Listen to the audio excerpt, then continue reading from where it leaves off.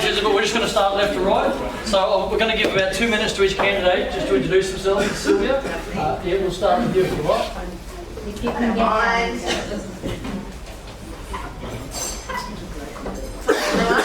I recognise a lot of faces around here. You've all been very active over the past year and a half as we're trying to make change. You know, we've written letters, we've done signed petitions, we have done protests and rallies, and now we're trying to get into government. Some way or another, we are going to make change, because it's time. I did an interview recently with Bill Bates from Regional Rap, and he asked me the question, are you surprised that the government did this? You know what, honestly, no. I'm not surprised that the government did this, because they've been doing things like this for, you know, decades, if not centuries. That's what they want to do. They want to get control of us. What did surprise me was how many people in our community in Australia were like, okay, we'll segregate, yeah, oh, you're a leper, you can't come in this shop. I could go into a cab with a jabbed person.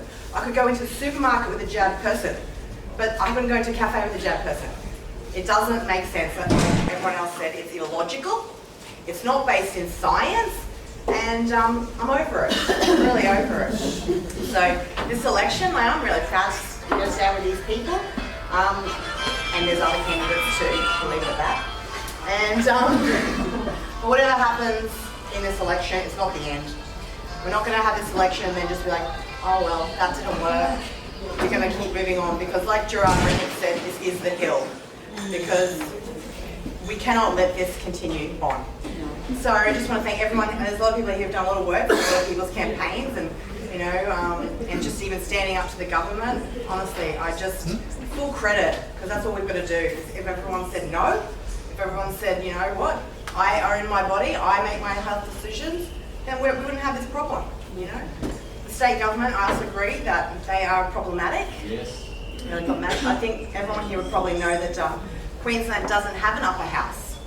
We just have the lower house. So, you know, which is Shane is the member there, I think for Hill, isn't it? They tried really hard to stop this public health extension going on, like Kirby said. You know, tourists come up here, but we're in an emergency. Makes no sense. Sorry, but the problem is that Labor has got the majority in the lower house, so they all voted for it. There was no option, there was no other way. You know, they all voted for it, so it went through. Anyway, my name is Silvia. I'm here just to stand up for people and represent truth, transparency and accountability in science, media and politics. And our policy overall is healthier people, healthier environment and healthier economy. So thank you.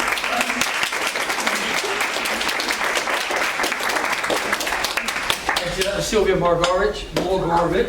Yeah, sorry. From the Information and Opinion Party. Now I'd like to introduce Adam Cropp from the Fusion Party. Good morning, everybody. In my short time that I've been a candidate running for this election, I've discovered that my ideas don't really matter that much. People really don't care that I stand for full government transparency, that I stand for total privacy for the citizens, for all citizens. They don't care that I want legislation that is based on the latest science and not on some archaic belief or the latest political winds. All people seem to really care about is, can he do the job, and would I want to have a beer with him? And so basically it's a dog and pony show, and I've got 120 seconds left to sell myself, so I'm going to start dancing. I was born and raised and lived my entire life in far north Queensland. I've not only travelled extensively throughout the many small communities that make up our giant electorate, but I've also travelled to many, many countries around the world and across the Pacific as well. I do not see sex, age, or race. I only see individuals with great ideas to share. This job I'm applying for includes representing the Great Barrier Reef. So therefore, I will state my qualifications in that particular area that I'm very passionate about. I've spent over 10,000 hours scuba diving on the Great Barrier Reef, 30,000 hours snorkeling, 10,000 hours as a captain on the Great Barrier Reef. I spent over 25,000 hours as a science communicator, talking about the Great Barrier Reef to millions of people around the world. I even spoke for more than 3 hours on the largest podcast in the world about all these same issues, whether it's the Great Barrier Reef or civil and digital liberties, 8 years ago. I could swim before I could walk. This role also requires smart and compassionate leadership. And my previous job before the pandemic was as an expedition leader for National Geographic. Every day for over 5 years, I successfully led expeditions to the remotest parts of Australia and our planet, while leading a team of 15 of the most brilliant scientists, 150 cool old rich people with a sprinkling of young tech bros and activists, 150 of the most amazing support crew ever assembled, and one very, very nervous captain. After all those expeditions from Australia to Antarctica, South America, Papua New Guinea, the whole South Pacific, I've never killed anyone, and I walked away with a 98% approval rating, which is pretty much unheard of in that industry. Far North Queensland needs a competent captain to steer this corrupt government away from the rocks of corruption and dystopia and back towards the calm, sheltered bays of transparency and truth. Let me be your captain. Thank you.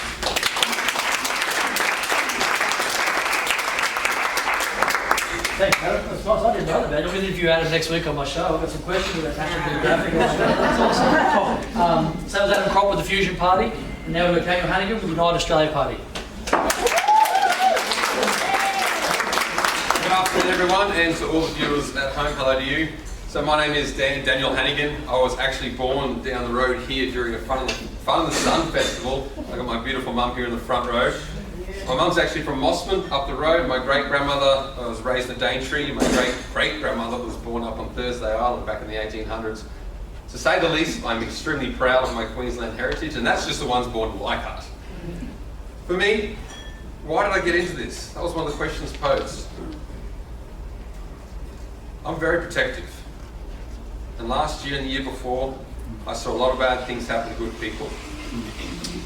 I started asking the question, what can I do? And I started asking with real intent, like, what can I do? And then I saw Craig Kelly stand up in Parliament, and I thought, holy smokes, this guy is passionate, he's driven, and he's putting his career on the line. And it's amazing, because a lot of us who are nobodies, we don't have a lot to lose. But when I see politicians stand up who already have a job, and they're flying the flag and saying, hey guys, there's always more than one side of the story.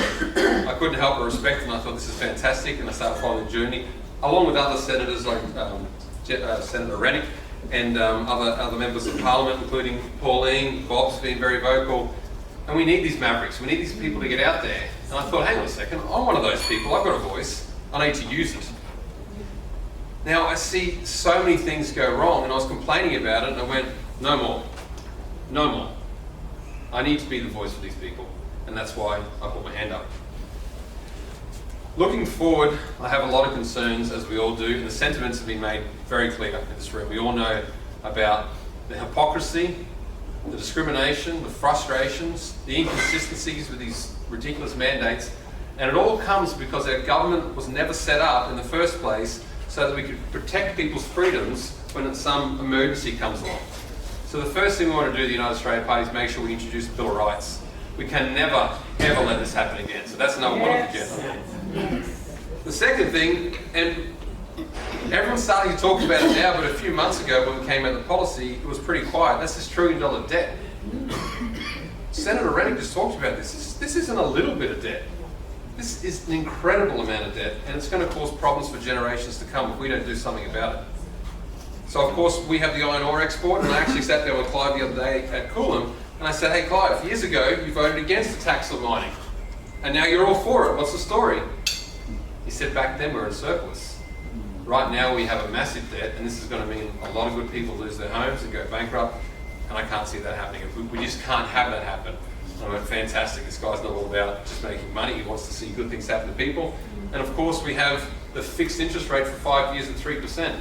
Because the reality is, even ABC saying it right now, that up to 300,000 people could lose their homes shortly with the interest rate rises. I don't want to see that happen. So in summary, I'm standing up. I believe I have the qualities, the attributes, and what it takes to lead this region. I know that I've got some fantastic candidates standing around me, and I'll fight for your freedom to vote for whoever you want. Just make sure you do. Choose wisely, choose smartly, and good luck to everyone on election day. Thank you.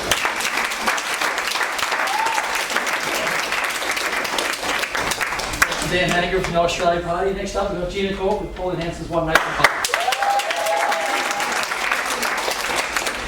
Digging up to tell a little bit about background, and I'm just going to keep this quite brief because I've got so much to say in such a really little time. I was 17 when I arrived in Cairns. I came here with a backpack and $20. I've been here 34 years. I opened a business, Courthouse Realty. I've had that for 22 years. I won Businesswoman of the Year in 2006. I have renovated or built and designed over 20 properties. One of them won National Estate Awards, and I've won 37 awards in the real estate industry. And that's from a bird with $20 in her pocket. So my attitude in life, and the reason I've gotten so far, is I believe with the right attitude, we can do anything that we want to do. Yeah. And my father's words that have always rung in my head is hard work never killed anyone. So that one sticks with me a lot. Putting my hand up for this position, why did I do it? I sat for 2 years. First of all, I will tell you, I actually lost my business, so short-term accommodation that I had for 11 years. And it was hard work setting that up because there wasn't a business running like it. So it was a whole new prototype. And I was proud of that because I created something that never existed before. COVID came along, and within about 3 days, my business was pretty much gone. So we had over 52 properties, Cairns and Townsville, and we lost a year's worth of bookings like that. That's not the reason I stood up, because I actually have another business. I have Courthouse Realty. But I watched a lot of people I know losing their businesses, losing their jobs, losing their livelihoods for a government that is so damn corrupt, and they need to be stopped. They are taking away our freedoms and our rights, and they have no right to do that in the first place. We shouldn't be standing here fighting for our rights and freedoms. They are ours and we own them. Yeah. So I'm pretty passionate about that, you can probably see that. But at the end of the day, that is the first reason that I stood up. Second reason, at the end of the day, our children are not fighters. They're not like us.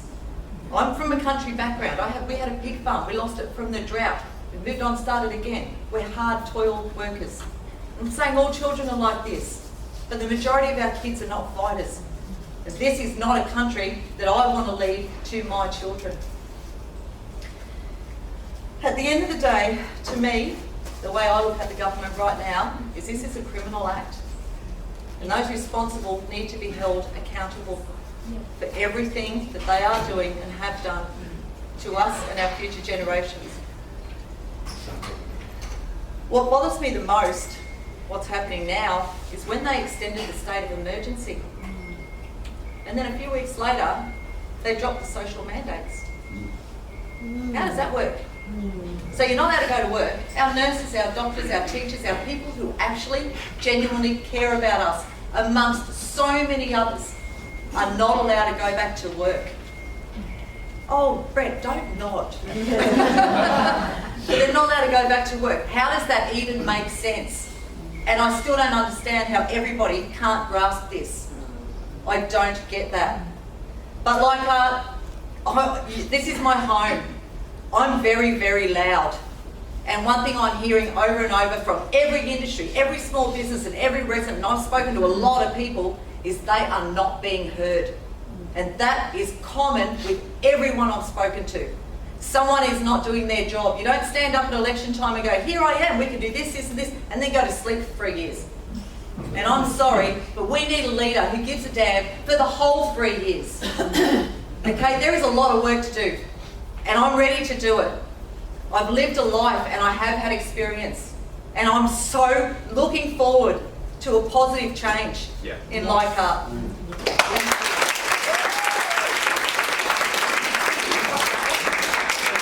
Yes, from One Nation. I'm just trying to be right with the time because we had a debate a couple of weeks ago and there was a bit of favouritism played, so I'm trying to make sure everyone gets the same. Sorry, Brett, I just ignored you. I told them all 2 minutes, but I'm giving them 3 minutes each. So it's all If I can't steamroll you a little bit, it shows me 20 seconds there. But next up, we've got Jensen from Canada. Firstly, do appreciate the invitation. It's unacceptable that we're all not here, to be honest. Rod Jensen. This is going to be like my football career, 25 seconds on YouTube. I spent 30 years playing rugby league. It's unbelievable. But Who am I? I'm still trying to find that out myself. And the strange thing about this leadership, the word leadership, and why are you doing this, and congratulations, is put out, and I'm still sitting at home on the couch, the same person I've always been, the person who's come to your businesses, the persons that walk past you in the street, people that have been down at Bunnings, all the same faces are asking the same questions. Why are you doing this? I'm like, I don't really know why I'm doing this, but it's like everything else in my life. Whenever I've been somewhere, someone has always pushed me forward. When people say, who's going to do that? It feels like everyone else steps backward and I'm the last person standing. Education. Who's going to talk up about that? Because it's been happening for a very long time. I'm willing. Defense. Who's going to go and look after those homes at Christmas when the cyclones come in? I'll do that. Even though my family might be going through something, I'll still do that. Who's going to talk about that social justice issue? Who's going to talk about those kids? I will. And all of a sudden we come to this point. People say, how did it begin? I don't know. 1992, I took 30 cents to a PHON in Ravenshoe. Small country town. I took 30 cents. I rang St. Augustine's and I spoke to the headmaster and I said, you know what? My dad's just lost his job. I live in Ravenshoe. I don't think there's a future for me. Can I come to your school? And they were like, oh, can we talk to your parents? I said, I don't know. I just don't think that's going to happen. We don't have much money. I can't even explain to you how I'm going to get there. And they said, is there something that you're good at? And I said, oh no, I'm pretty good at sport. Maybe I can do something around that. I can't read and write, but I can do sport. I came down and trialed 3 months later. They gave me a sports scholarship and I've been punching up ever since.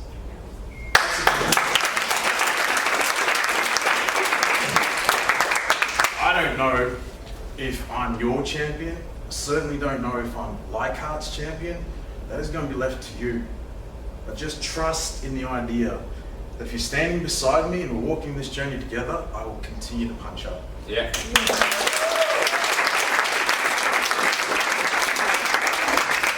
Thanks so much, Rob, from the Caddo Australian Party. And last but definitely not least, we've got Paul Rowe from the Australian Federation Party.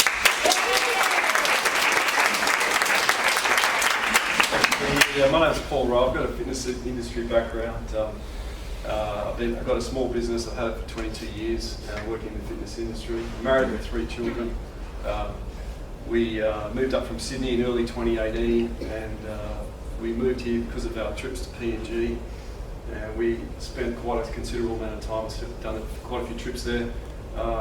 Basically, we moved up from Sydney to here. I've got a lot of history here with my family, my ancestral background. That we've all been. I've got grandparents who are on my mother's side. They're all from used to run pubs in Fishery Falls through the Great Depression at Double Island and Yorkeys Knob. They used to run a pub there. I also have my father. He was also instrumental in. He bought a tract of land in the 80s. He built the Cooktown golf course, and I've also got my mother's side grandparents who have been living up and down the North Queensland Peninsula coastline as well. So I'm not just a fly-by-nighter from Sydney that's just come in and put my hand in the ring. I'm very, very passionate about what's happening to Australia. I want to see the small businesses in particular need to be absolutely revived. I think we need a COVID resurrection plan. We have to absolutely dismantle everything that's choking the life out of our small businesses. And we've got so many things. The wonderful thing with the party that I'm in is that we have a pact with the electorate to restore representative democracy. So if you want to vote for us under the banner of the AFP, and I get to independently listen to you like we are today. We'd have a town hall meeting once a month, and I'll say, hey, well, what do you want to do about businesses to improve small business? Do you want to lower the tax? We can talk about it, run ideas, so that I'm not under a party. I suppose you would call it a party. What would you call it? Party. Yeah, I'm not under that, right? So it's flipped upside down. So it's not the party determining policy. You determine the policy with me. I listen to you. We set the agenda, and then we start writing policy and responding to what the government what's been tabled in the Parliament. So that's the main issue. We've got the pact. I make a pact with you all to basically have if we win the election, Australian Federation Party, that means I will be meeting with you regularly once a month, and I'll have a Democracy 101 plan. We'll be talking about the issues in the electorate, like small business. We will be having independent. We'll be running independent from the party policy. So we're not controlled by party policy. I'm free, basically. So, So I'm absolutely pro-freedom. And with my background, my dad's a small businessman. All my family are all small business. I've heard about it. I've got many stories to tell about. I've been listening to small business owners, gyms squirting sanitisation sprays over all the equipment, damaging the equipment, costs $2,000 to replace a treadmill display.